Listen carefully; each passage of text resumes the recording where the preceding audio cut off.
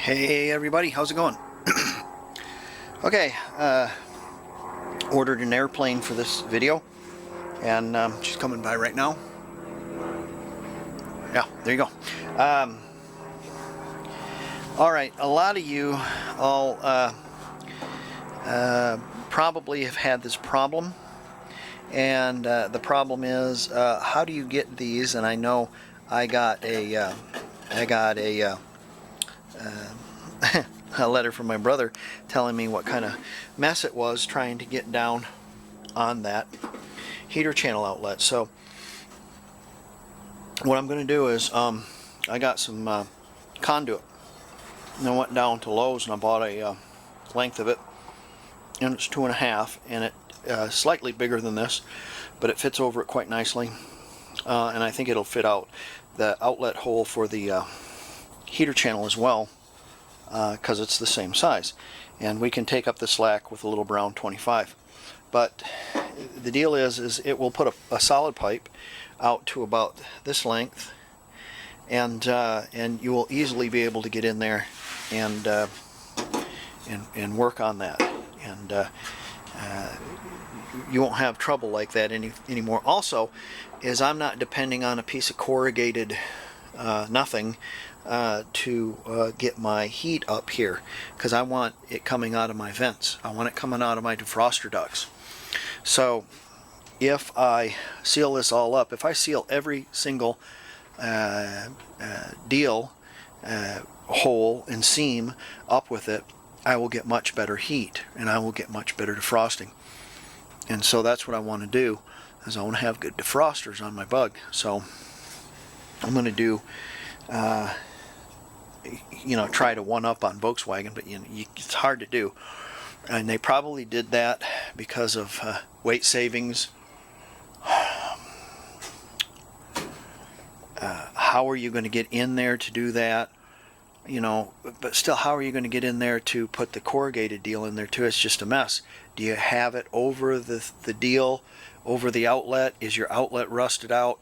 There's so many variables there, and where I've got holes cut, I know this is sacrilege, but where I have holes cut, you will be able to get in there and see. And also, once we get a piece of pipe on there and we get that sealed, we can put a metal screw on there to hold it in place so it won't slip out. See? So there you go.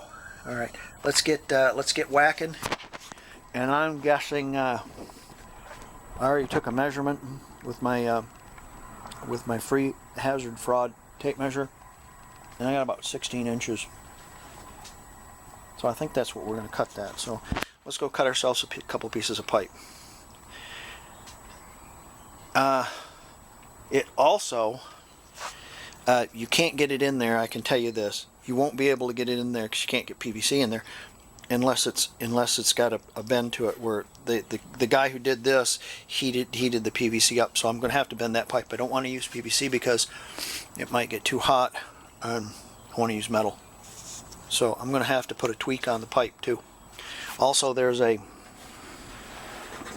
nice little bracket here that Volkswagen had. You have to kind of fold them out of the way, but we're going to fold that back, put a spot of weld on there, and it'll hold the pipe at top.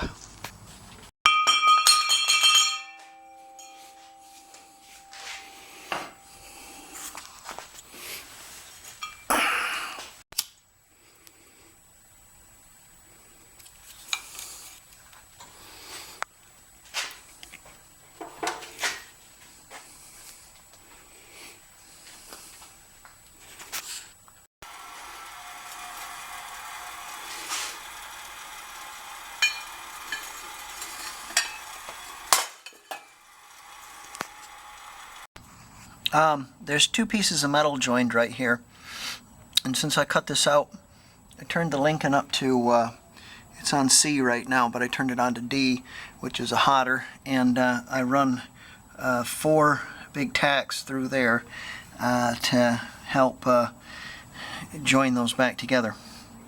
Our patch will lay over the top. I'm got some emery in here, and I'm cleaning up this so our sealant will stick. Also, I want you to notice this hole right here. It's a fender hole, for a bolt.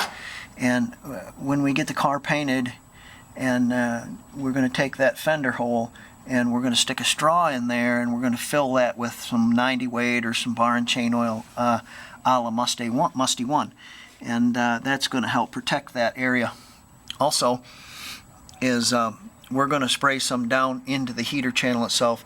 We're going to spray the inside of these heater channels also with 90 weight after we get them painted, and or bar and chain oil. Our pieces of pipe, of course, where you heated it and bent it, you're going to burn off the galvanic coating, so I'm going to spray a little whatever on it. Yeah, that's all I had is red. So, okay, I'm going to clean this up, but you're not going to see that. I'm going to clean this up, and we'll get that pipe in there and get it sealed up. I'll show you how this is going to work. Okay, to maintain some good seal, we put a little brown 25 inside, and we have some brown 25 on the outlet as well. And again, because you put a bend in it, it will fit down in there. I'm going to find it now.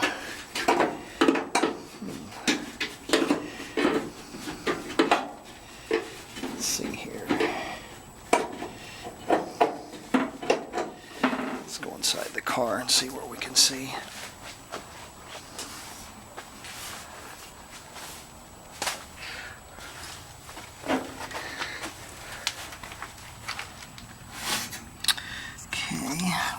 Just a little bit. Come up over here. There, now you can see how that fits over that quite nicely. And let me get up in here and see if I can't move it into place a little better.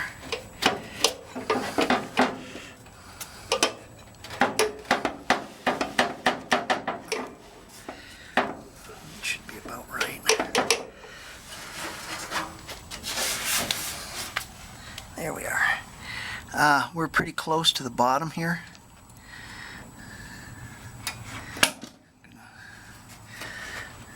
Ground clamp come off. Come around the bottom of that.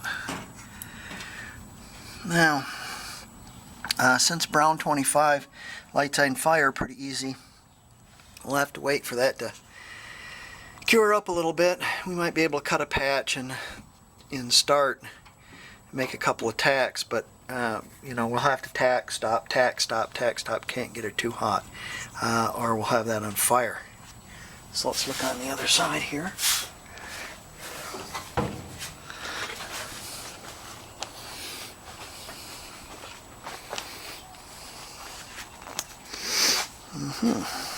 Now, if you can see this little tab, let me see if I can bend this back. Oh, you have to kind of bend this tab out of the way too. There you go. Right there. Now, that little tab, I don't know if you can see it. I have my finger on it. But what it'll go right up against that metal pipe when I come back with it like this. And it'll leave about a ½ inch gap or ¼ inch gap in that pipe between the wall and the pipe, and we'll put a little brown 25 in between there as a buffer, but we're also going to put a tack on that to that pipe, and it'll weld it. Now, see how much easier this is? See that? There you go.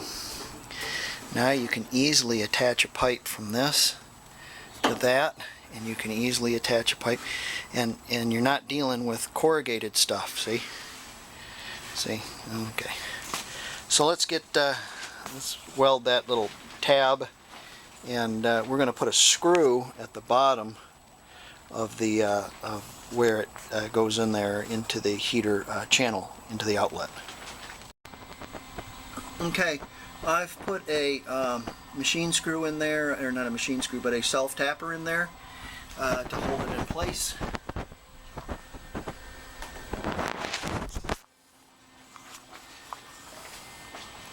And I've welded the little clip kind of a thing to the side, and then I put a nice little blob, and I rubbed it in with my fingers to make sure it was going to contact, of brown 25 as a kind of a little buffer or a cushion.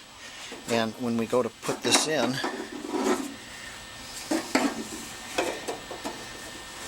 we'll easily be able to just put a dollop of brown 25 in there, and then we can easily get from there to there, and from the hose to the smaller end to the defrosters.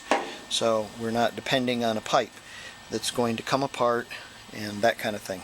So yeah, purist, look away, purists.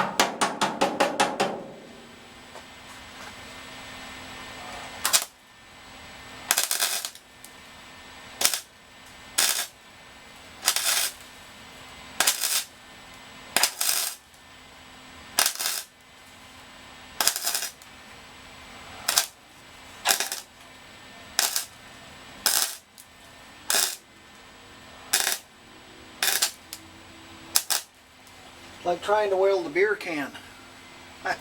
Okay, let me get that seamed up and we'll go on the other side.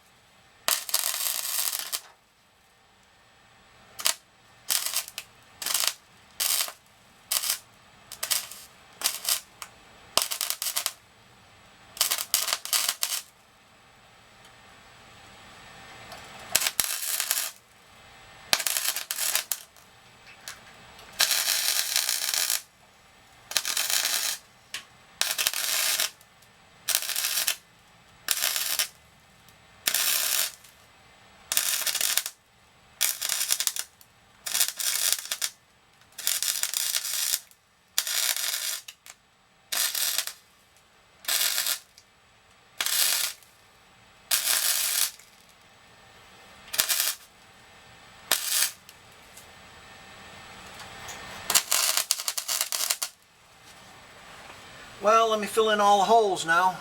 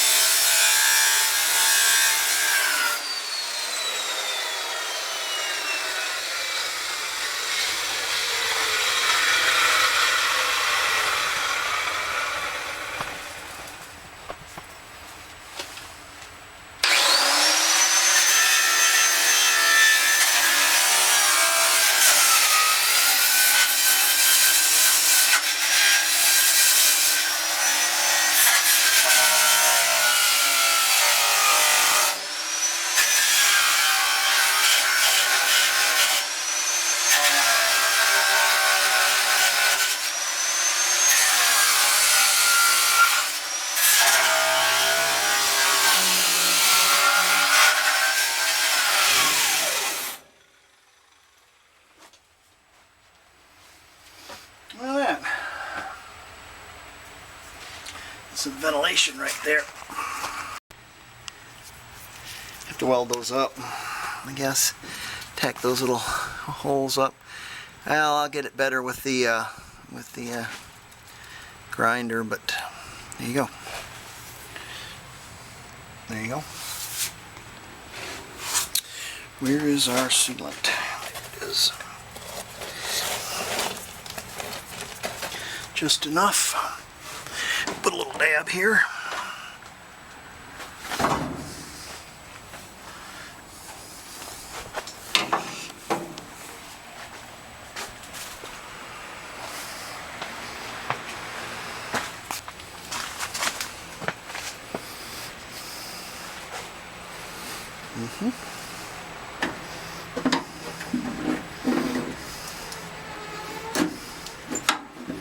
Yeah.